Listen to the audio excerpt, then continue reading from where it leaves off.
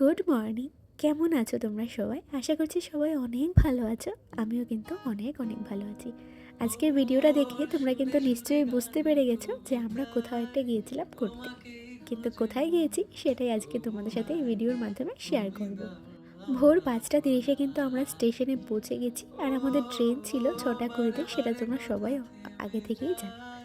তো চলো আগে স্টেশনে যাই, ভিতরে ঢুকি, তারপর তোমাদের সাথে গল্প করছি। আর আমরা কিন্তু আজকে কে কে গিয়েছি সেটা অবশ্যই শেয়ার করব, কিন্তু ওদের ফেসটা তোমাদের সাথে শেয়ার করতে পারবো না, কারণ কিছু প্রবলেম আছে। যেহেতু আমরা খুব ভোরবেলায় ঘুম থেকে উঠেছি, সে কারণে আমাদের সবারই ভীষণ খিদে পেয়ে গিয়েছিল। তো একটা কেক নিয়েছি, সেটা খেয়েছি, চিপস খেয়েছিলাম, আর এখন এই আচারের প্যাকেট দুটো কিনেছি, বসে বসে ট্রেনে খাবো আর এই ভিউটা দেখবো। দেখো, ভিউটা এনজয় করতে করতে 7-8 ঘন্টা জার্নি করার পর আমরা কিন্তু ফাইনালি আমাদের ডেস্টিনেশনে পৌঁছে গেছি। আশা করি তোমরা নিশ্চয়ই এখন বুঝতে পারছো যে এইটা কোন জায়গায় এসেছি।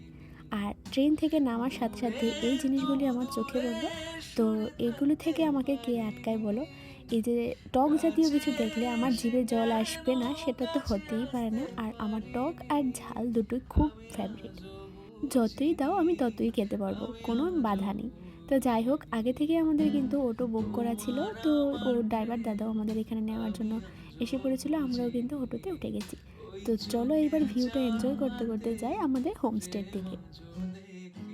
সুরে সুরে গানে কবিতায় তোমাকে খোঁজে মন, তবু হায় তুমি দাও না ধরা। ও বারে বারে কথা থেমে যায়, আরো একা এ জীবন মনে হয় থাকি দিশে হারা। মনের অনুরাগে বাজে কোন রাগিনী, কাছে সে কেন কাছে আসতে পারিনি, আমি আজও বুঝিনি। তো আমরা কিন্তু আমাদের হোমস্টেতে পৌঁছে গেছি, আর এটা হচ্ছে আমাদের মাউন্টেন ভিউ হোমস্টে।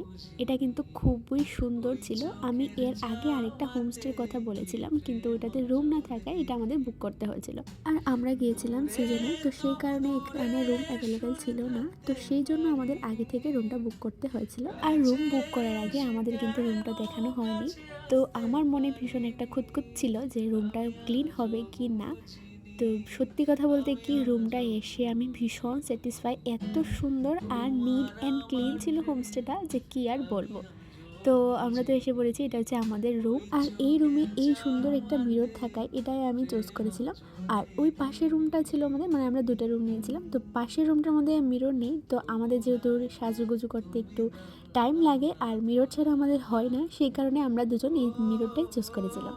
তো ফাইনালি এখন কিন্তু আমরা খেতে এসে পড়েছি। আর এই হোটেলের খাবার দাবার এত টেস্টি ছিল। হোটেলটার নাম হচ্ছে রাইস অ্যান্ড স্পাইসি, দেখতেই পাচ্ছ মেনু কার্ডে। তো আমরা কিন্তু ঝটপট খাবারটা অর্ডার করে দিয়েছিলাম। সকাল থেকে সেভাবে কিছু না খাওয়ায় পেটের মধ্যে তো ইঁদুর দৌড়াচ্ছিল, কিন্তু ওরা আমাদেরকে জানায় যে খাবারটা আসতে মিনিমাম টাইম লাগবে, কারণ আমরা অর্ডার করেছিলাম চিকেন কষা। তো চিকেনটা এখনও হয়নি, তো সেই কারণে আমাদের কিছুক্ষণ অপেক্ষা করতে হয়েছিল।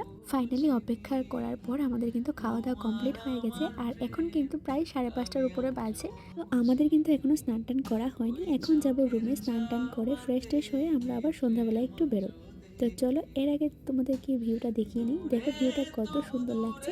তো চলো আজকে ভিডিওটা এখানেই শেষ করছি। আর যদি ভিডিওটা ভালো লাগে থাকে অবশ্যই কিন্তু like comment share and subscribe করে দিও। দেখা হচ্ছে অন্য কোনো সুন্দর একটা ভিডিওতে। ততক্ষণে তোমাদের সবাইকে টাটা, বাই।